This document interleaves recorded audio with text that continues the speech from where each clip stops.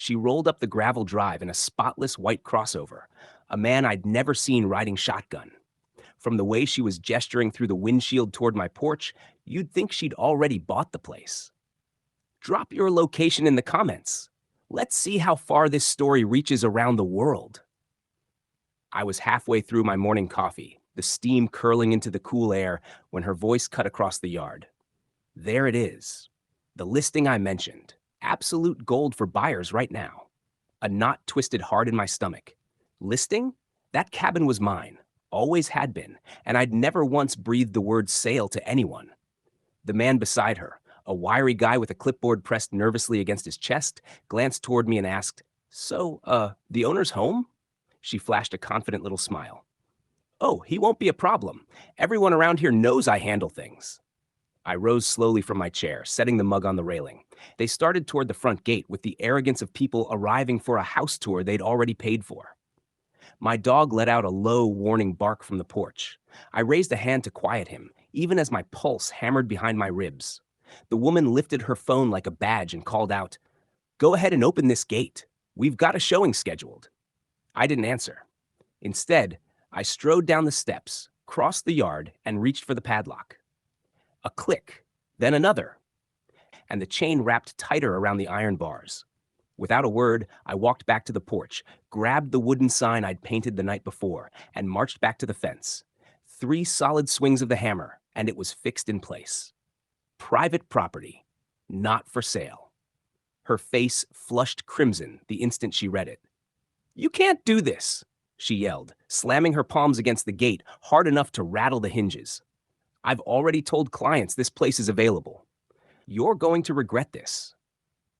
The man beside her shifted awkwardly, inching backward as if he wished he were anywhere else. "Ma'am," he murmured under his breath, eyes darting toward me. The man with the clipboard frowned, glancing between the property and the furious woman beside him. "Are you sure this is even your listing?" he asked, his tone cautious now. "Because something about this doesn't add up." She didn't bother answering him. Instead, she turned that sharp, self-important glare back on me and snapped, "I'm on the board of the Homeowners Association. If I say this cabin's for sale, then it's for sale." I let a slow smile spread across my face and stepped closer to the gate, dropping my voice to a calm, almost conversational tone, just loud enough for her. "Then I guess you're about to learn how wrong you are." Her confidence cracked the moment I pulled my phone from my pocket and hit record. The camera lens stared straight into her flushed face as I spoke clearly enough for the man to hear. "This woman is attempting to sell my property without my consent." The man's jaw fell open. "Wait, you're the owner?" he asked, taking a hesitant step closer. "Of course I am," I said, my patience gone. "And I have proof." I held up a clear plastic sleeve with the property deed tucked safely inside, something I'd grabbed from a file cabinet the moment I saw her SUV pull up. The man blinked, his disbelief written all over his face as he turned to her. "Ma'am, you told me you had full authorization. You signed paperwork claiming this was your listing." Her voice faltered as she stammered for footing. I do. I mean, I will. He's not even supposed to be here. This whole area's under HOA jurisdiction." A dry laugh escaped me, the kind that had no humor in it whatsoever. "Funny thing," I said, "this cabin was standing here long before your little HOA was even formed. Your jurisdiction doesn't extend past the sidewalk." The realization dawned on him, and the color drained from his face. He stepped back, clutching the clipboard like it might shield him from legal fallout. "Oh God," he muttered, "this could get me fired." Without another word, he turned and walked briskly back to his car, already dialing someone on his phone as he went. That should have been the end of it, but she wasn't ready to walk away. Her hands shook as she yanked out her phone, punching numbers into the screen with trembling fury. "You'll regret this," she shouted through the bars. "I do have authority. You'll see. The police will be here any minute." My fists clenched involuntarily at my sides, but I forced myself to breathe. Because what she didn't know, what she couldn't know, was that the last time someone threatened me with cops over this property, the officer who showed up happened to be an old friend. He was more than just an old friend. We'd served together years ago, and let's just say his number was still programmed into my phone for a reason.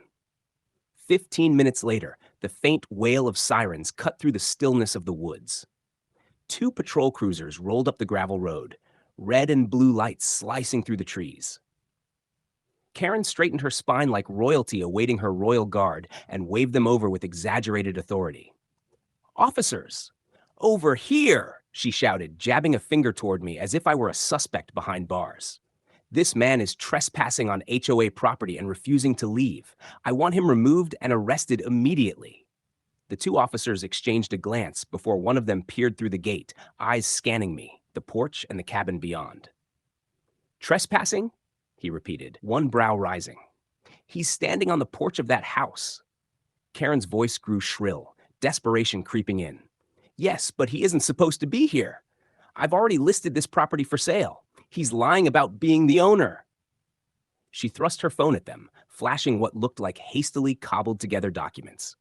I stayed right where I was, leaning casually against the fence, my pulse steady. Then I reached into my folder and offered them a neatly sealed envelope. "Funny thing, officers," I said evenly. "This place has belonged to me for 15 years. Bought it outright. No mortgage, no HOA contracts, no shared ownership of any kind." The taller officer flipped through the papers with practiced eyes before looking back at Karen, his tone suddenly clipped. "Ma'am, these are official records from the county clerk's office. They show he owns this property free and clear. Do you have anything, legal, that says otherwise?" Karen's mouth opened, but all that came out were disjointed fragments. He must have forged those documents. He's lying." The second officer let out a short laugh he didn't bother hiding. "Ma'am, accusing the county clerk of fraud? That's a new one." Her face burned a furious red, but instead of backing down, she doubled down. "Fine," she snapped.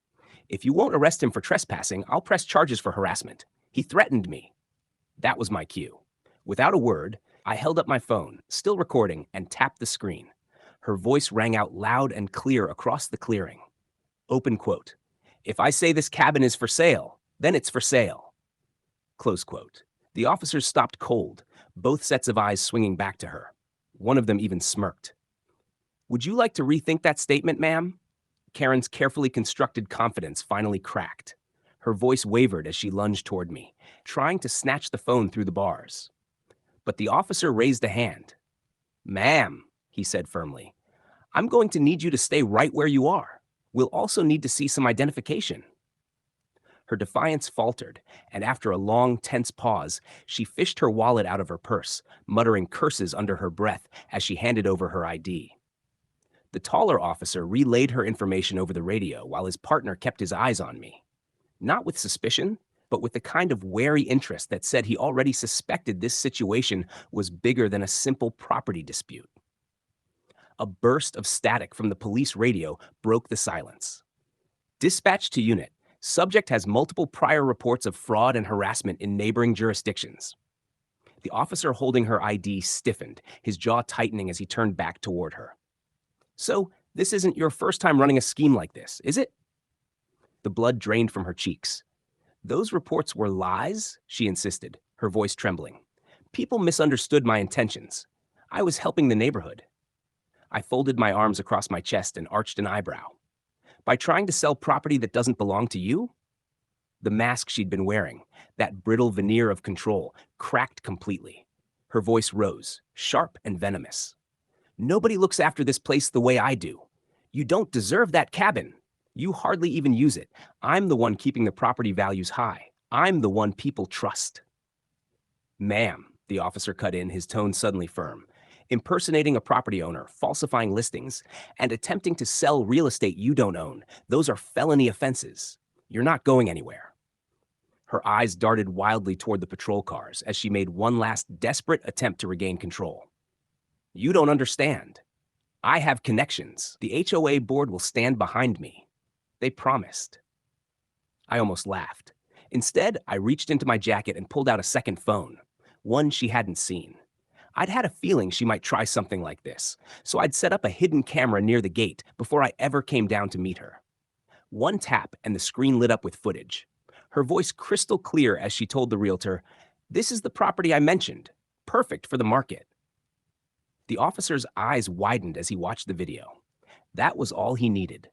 "Ma'am," he said evenly, Turn around, hands behind your back.